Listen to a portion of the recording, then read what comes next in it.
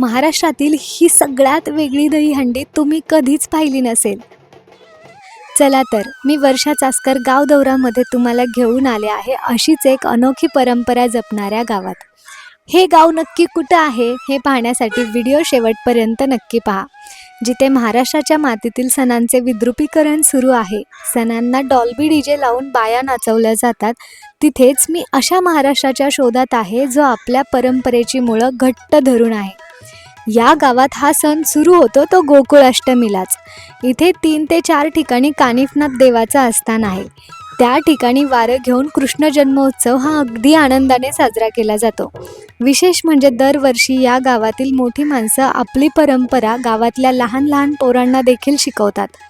या गावात दहीहंडी म्हणजे चढाओढीची स्पर्धा नाही, तर मैत्रीची जोपासना आणि संस्कारांची देवाणघेवाण आहे.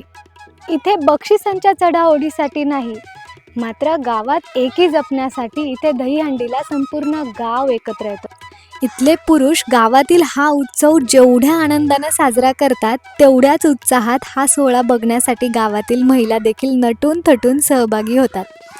दहीहंडीच्या दिवशी सकाळी सकाळी देवाच्या प्रत्येक आस्थानावर वारं घेतलं जातं. सोबतच देवाची शासनकाठी ही संपूर्ण गावात फिरते. गुलालात जल्लोष करत करत 3 ठिकाणी बांधलेली ही हंडी उडी मारून डोक्याने फोडली जाते.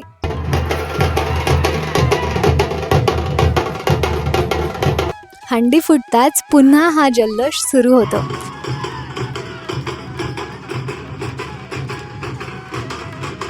समारोप होताना प्रत्येक घरातून या काठीवर पाणी घातलं जातं.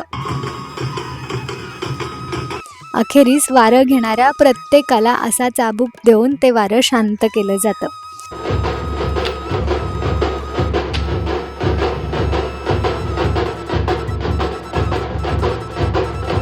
पुन्हा संपूर्ण गाव आस्थानावर एकत्र मिळून जेवण बनवतात आणि हा महाप्रसाद घेऊन कार्यक्रमाचा समारोप करतात. इथल्या दहीहंडीला लाखोंची बक्षिसं दिली जात नाहीत, मात्र परंपरेचा अनमोल वारसा इथे जपला जातो. तर मावळ तालुक्यातील तळेगाव दाभाडेच्या जवळ असणाऱ्या वारंगवाडी गावातील ही प्रथा तुम्हाला कशी वाटली ते कमेंटमध्ये नक्की कळवा.